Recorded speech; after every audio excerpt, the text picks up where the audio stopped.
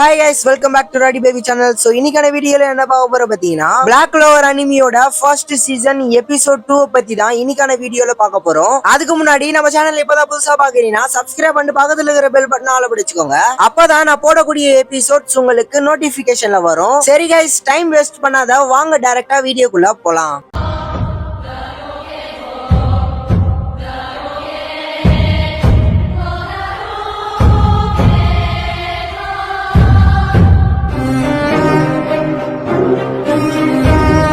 பேசிக்கா 3 லீஃப் உள்ள magical book கிடைச்சா அதுக்குள்ள ஓப்பு ஃபீத் இன்க்ளூட் ஆகும். அதுவே 4 கிளவர் உள்ள புக் கிடைச்சா உங்களுக்கு குட் லக் இன்க்ளூட் ஆகும். பட் அதுவே 5 லீஃப் உள்ள புக் கிடைச்சா அதுக்குள்ள ஒரு டீமன் ஒளிஞ்சிருக்கும். அதை பார்த்த யூனுக்கே ஷாக்கா இருக்கும். சோ தேர்ந்தெடுக்கப்பட்டவன் ஆஸ்தா தானா சொல்லி முடிச்சவனே இந்த ஃபர்ஸ்ட் எபிசோடு க்ளோஸ் ஆகுது.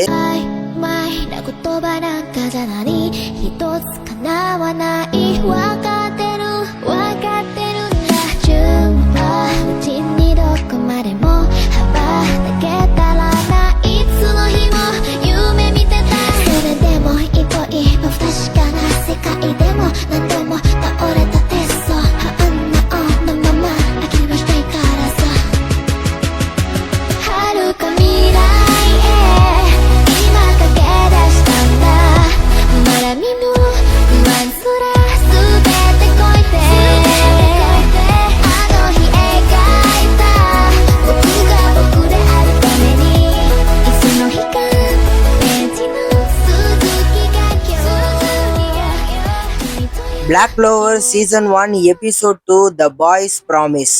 நம்ம ஈவனும் பெருசா ஆச்சரியப்படுறதுக்கு ஒண்ணுமே இல்ல. ஏன்னா யோசிக்கவே முடியாத விஷயங்களை தான் அவன் எப்பயுமே பண்றான்னும் போது சின்ன வயசுல நம்ம ஆஸ்தாவும் ஈவனவும் எங்கேயோ போய் அடி வாங்கி வந்திருப்பானுங்க இல்லையா? அப்பதான் நம்ம ஆஸ்தா ஒண்ணு சொல்லியிருப்பான், கண்டிப்பா ஒரு நாள் நான் விசாட் கிங் ஆவேன். அப்படி விசாட் கிங் ஆயிட்டேனா எல்லாரையும் ப்ரொடெக்ட் பண்ணுவேன், எல்லாரையும் சந்தோஷமா வச்சுக்குவேன். ஈவன் நான் விசாட் கிங் ஆயிட்டேனா எல்லாருக்குமே நான் ப்ரூஃப் பண்ணுவேன் அப்படின்னு சொல்லுவானா. அப்படி என்ன ப்ரூஃப் பண்ணுனா ஒரு அனாதையால கூட விசாட் கிங் ஆக முடியும்ட்டு நான் ப்ரூஃப் பண்ணுவேன் சொல்லியிருப்பான். சின்ன வயசுல நம்ம யூனோவும் ஆஸ்டாவும் பயங்கர ஒண்ணுக்குள்ள ஒன்னா இருந்திருப்பானுங்களா. நம்ம ஆஸ்டா எங்கேயாச்சும் போனானா அவனை ஃபாலோ பண்ணினே போயிட்டு சும்மா தடிக்கு ஊந்ததுக்கெல்லாம் அழுத்துட்டு இருப்பான். நம்ம யூனோ சரியான அழுமுஞ்சா இருந்திருப்பான். அப்ப அந்த சர்ச்ல இருக்க சிஸ்டர் இவங்க கூட தான் இருந்திருப்பாங்களா. அவங்க சமைச்சு எடுத்துட்டு வந்த பிரெட் நல்லா இருக்குன்னு சொல்லிட்டு இந்த பிரெட்டை நீங்க தான் சமைச்சீங்கன்னா கண்டிப்பா உங்களதான் கல்யாணம் பண்ணிப்பேன், உங்க டிஷ் நல்லா இருக்குன்னு சொல்ல இந்த பிரெட்டை ஃபாதர் தான் குக் பண்ணாரு. அப்ப ஃபாதரை கல்யாணம் பண்ணிப்பியாடா அப்படின்னுட்டு கிண்டல் பண்ணின்னு இருப்பாங்க. ஒரு நாள் இவனுங்களுக்கு சிஸ்டர் கதை சொல்லிட்டு இருப்பாங்க. ஒரு பெரிய டீமன் இந்த உலகத்தையே இருள்ல மூழ்கடிக்க போது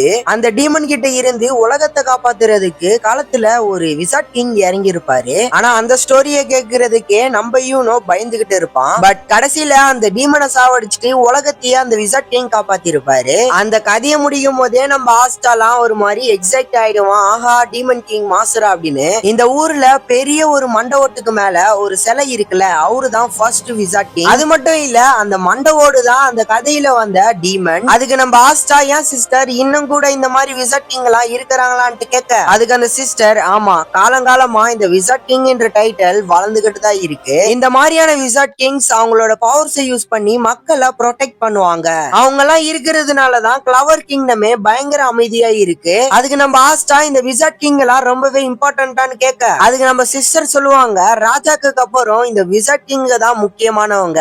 அப்படியா செய்தி? அப்பனா நானுமே ஒரு விசாட் கிங்கா ஆக போறேன், நான் முடிவு பண்ணிட்டேன். அவ்வளவு பவர்ஃபுல்லான ஒரு டீமனியை தோக்கடிக்கிறாருன்னா கண்டிப்பா அந்த விசாட் கிங் பயங்கர பவர்ஃபுல்லாவும் ஒரு கூலான ஆளாதான் இருந்திருப்பாரு. அப்போ நானும் அந்த மாதிரி ஒரு கூலான ஆளாதான் இருக்கணும். கண்டிப்பா ஒரு இம்பார்ட்டன்டான ஒரு பர்சனாவும் நான் இருக்கணும். அப்பதான் என்னால இருக்கிற எல்லாரையுமே பாசமா பாத்துக்க முடியும். அப்பதான் நம்ம எல்லாராலையுமே நல்ல ஒரு துணி போட முடியும். ஈவன் அப்பதான் நம்மளுக்கு பிடிச்ச உணவையும் சாட முடியும். இந்த அழுக்கு பிடிச்ச குட்டியோண்டு சர்ச்ல இருக்கணும்னு அவசியம் கிடையாது. நம்ம இந்த சர்ச்சை பெருசாக்கலாம் அப்படின்னு சொல்லி பேசின்னு இருப்பான். சின்ன பையனோட கனவுக்கு அணப்படாத அந்த சிஸ்டர் லில்லியுமே பாரா உன் அண்ணன் என்னென்னலாம் பேசுறான் அப்படின்னுட்டு யூனோ கிட்ட சொல்லின்னு இருப்பாங்க. அப்படியே சில நாட்கள் கடந்து போகுது. கரெக்டா டிசம்பர் 12 அன்னைக்கு நம்ம ஆஸ்டா மேஜிக் கோஸும் எவ்வளவோ ட்ரை பண்ணி பார்ப்பான். பட் அவனால எதுவுமே பண்ண முடியாது. சரி, துணிக்காய போட வந்த சிஸ்டர் கிட்ட ஹெல்ப் பண்ணவா அப்படின்ட்டு கேக்குறப்ப வானான்றுவாங்க. அப்போ யூனோவும் மத்த பசங்களும் ஒரு குழந்தைய தூக்கிட்டு வருவாங்க. இந்த குழந்தை அழுகிய நிறுத்த மாட்டேதுறான்னு சொல்ல அது ஐயா கிட்ட கூட நான் பாத்துக்கிறேன். ஏன்னா ஃபியூச்சர் விசாட் கிங் ஆக போறவன் இது கூட செய்யலன்னா எப்படி ஊரை காப்பாத்த முடியும்? அந்த குழந்தைய கையில வாங்கிக்கிட்டு நம்ம ஆஸ்தா அலப்பற பண்ணிட்டு இருப்பானா, கடைசியில நம்ம சிஸ்டர் லில்லி தான் அந்த குழந்தைய வாங்கி சமாதானப்படுத்துவாங்க. கரெக்டா அங்க ஃபாதர் வந்துட்டு எனக்கு ஒரு வேலை செய்யணும், யாரு செய்வீங்கன்னு கேட்க, அதுக்கு நம்ம ஆஸ்தா நான் செய்யறேன் அப்படின்னும் போது அதுக்கு நம்ம ஃபாதர் நீலாம் வானா, நீலாம் சரிப்பட்டு வர மாட்டேன்னு சொல்லிட்டு டே யூனோ இந்த லெட்டர் இருக்குல்ல, இந்த லெட்டர் எடுத்துட்டு போயிட்டு பக்கத்து வில்லேஜ்ல இருக்க ஒரு மேயர் கிட்ட கொடுத்தாகணும். இந்த வருஷம் விண்டர்ல உணவு கட்டுப்பாடு நிறையவே இருக்குது. சோ பக்கத்து வில்லேஜ்ல இருக்க மேயர் கிட்ட கொடுத்த அப்படின்னா மேபி அவங்க நம்மளுக்கு உணவு தரலாம். இது ரொம்ப முக்கியமான வேலை, இதை நான் ஆஸ்டா கிட்ட எல்லாம் கொடுக்க முடியாது, இதை நீ கரெக்டா பண்ணிடுவேன்ட்டு நான் நினைக்கிறேன் அப்படின்னு சொல்லி நம்ம யூனோ கிட்ட அந்த லெட்டரை கொடுத்து அமுச்சு வச்சிருப்பாங்க. அவனும் போவான். அப்ப பார்த்தா அப்ப அந்த சைட்ல ஒரு வைன் ஷாப்ல குடிக்கிறதுக்கு காசு இல்லாத ஒரு குடிமகன் அடிச்சு அவனை விரட்டி விட்டுருவாங்க. என்னடா பண்றதுன்னுட்டு அந்த குடிமகன் யோசிச்சுன்னு இருக்கும் போதுதான் நம்ம யூனோ அந்த சைடு கிராஸ் ஆவான். அவன் கழுத்துல அந்த செயினை பார்த்ததுமே அதை அமுக்கிடலாம் அப்படின்னுட்டு அந்த குடிமகன் யோசிக்கிறான். இவனும் அந்த லெட்டரை மேயர் கிட்ட டெலிவரி பண்ணிட்டு சரி வில்லேஜுக்கு போலான்னு கிளம்புறாப்ப ஓரமா இருந்து பார்த்து குடிமகன் அவன் எங்க போறான்ட்டு ஃபாலோ பண்ணினே போயிட்டு அவனை ஸ்டாப் பண்றான். இன்னொரு பக்கம் நம்ம ஆஸ்டா சாப்பிடலான்ட்டு உக்காராப்ப நம்ம யூனோவும் வரல, ஃபாதரும் வராதனால நம்ம ஆஸ்டாவை சாப்பிடாம உக்கார வைக்கிறாங்க. இன்னொரு பக்கம் நம்ம யூனோ கிட்ட இருந்து அந்த டாலரை அந்த குடிமகன் வாங்கிட்டு இருப்பான். சோ அதை வாங்குறதுக்கோசம் நம்ம யூனோவும் எவ்வளவு ட்ரை பண்ணுவான், ஆனா முடியாது. அந்த இடத்துல நம்ம யூனோ மேஜிக்கை யூஸ் பண்ணலாம்னு பயன்படுத்துறாப்ப அதுக்கு அந்த குடிமகன் என்னடா மேஜிக்கை யூஸ் பண்ணி என் கூட சண்டை போட போற பலியே, என் கூட சண்டை போட்டு சாக போறியான்ட்டு பயமுறுத்த திடீர்னு எங்க இருந்து வந்த நம்ம ஆஸ்டா அவன் கூட சண்டை போட ஆரம்பிக்கிறான். சோ அந்த இடத்துல நம்ம ஆஸ்டா சின்ன பையனா இருக்கவோ அந்த குடிமகன் ஈஸியாவே அடிச்சு போட்டு இருப்பான். ஆனா ஈஸியாவே நம்ம ஆஸ்டா கிவ் பண்ண மாட்டான். திரும்பி வந்து அவனை சும்மா அட்டாக் பண்ணவோ ஒரு பாயிண்ட்டுக்கு மேல அந்த குடிமகன் இதுதான்டா வேணும் அப்படின்ட்டு அந்த செயினை தூக்கி போட்டு அவன் மாட்டு போயினே இருந்துருவான். அதுக்கு நம்ம ஆஸ்டா கீழே உயும் போது நம்ம யூனோ என்னாச்சுன்னு ஓடி வரும்போது ஒண்ணுமே இல்ல ஃபைன் தான் சொல்லுவான். நான் தான் சொல்லி இருக்கேன்ல எப்பயுமே உன்னை பாதுகாக்கிறதுக்கு நான் இருப்பேன்கும் போது மறுபடியும் பிரசன்ட்ல நம்ம ஆஸ்டாக்கு பவர்லாம் வந்துட்டு ஸ்வாட் எல்லாம் கிடைச்சிருக்குமா, நம்ம மார்க் மாமாக்கு ஒண்ணுமே புரியாது.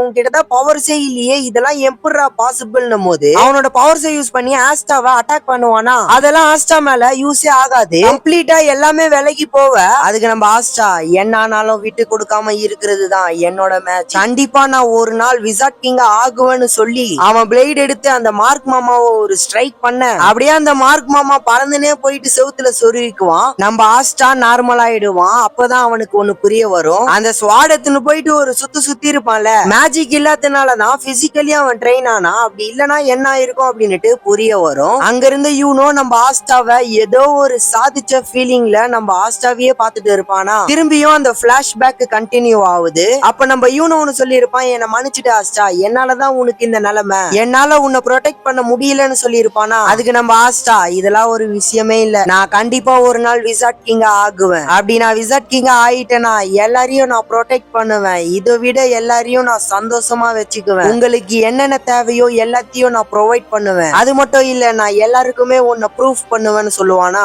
என்ன தெரியுமா, ஒரு ஏழ்மையான நிலைமையில இருக்கிற ஒரு அனாதையாலையும் விசாட் கிங் ஆக முடியும்ன்றத நான் ப்ரூஃப் பண்ணுவேன். அதுக்கு நம்ம யூனோ ஆனா அதெல்லாம் நம்மளால பண்ண முடியுமா என்ன, அதுக்கு நம்ம ஆஸ்டா யாரால வேணாலும் பண்ண முடியும், கடின உழைப்பு இருந்தாலே என்னால உன்னால கூட பண்ண முடியும். இதெல்லாம் கேட்டு இம்ப்ரெஸ் ஆன நம்ம யூனோ கண்ணெல்லாம் தொடச்சுக்கிட்டு நான் இனிமேல் அழவே மாட்டேன், நானும் ஒரு நாள் விசாட் கிங் ஆகுவேன், அப்படி நானும் ஒரு விசாட் கிங் ஆயிட்டேனா நீ சொன்ன மாதிரி எல்லாரையும் ப்ரொடெக்ட் பண்ணுவேன், எல்லாரையுமே சந்தோஷமா வச்சுக்குவேன், யாருக்கு என்ன தேவையோ எல்லாத்தையும் நான் ப்ரொவைட் பண்ணுவேன். சோ நம்ம யூனோ இப்படி மாறினதுக்கு நம்ம ஆஸ்டா தான் காரணமா இருப்பான். அப்படியே கட் பண்ணி பிரசன்ஸ காட்டுறாங்க. நம்ம ஆஸ்டா யூனோவை பார்த்து டே யூனோ இங்க பாத்தியா, இதுதான்டா கிரிமர், பாத்தியா எனக்கும் ஒண்ணு கிடைச்சிருக்கு, ஆனா என்ன ஒண்ணு இது கொஞ்சம் அழுக்கா இருக்கு பரவாயில்ல அப்படின்னு சொல்லிட்டு அதை கொஞ்சிக்கிட்டு இருப்பான். சோ நம்ம யூனோ கொஞ்சம் நடந்து போயிட்டு பாத்தியா என்னை திரும்பி நீ காப்பாத்தி இருக்க, சரி இருந்துட்டு போகட்டும், இந்த கடனை நான் உன்னை காப்பாத்தி நான் முடிச்சுக்கிறேன், சரி நம்ம சின்ன வயசுல ப்ராமிஸ் பண்ணது ஞாபகம் இருக்கான்னு கேட்க, அதுக்கு நம்ம ஆஸ்டா அதோடா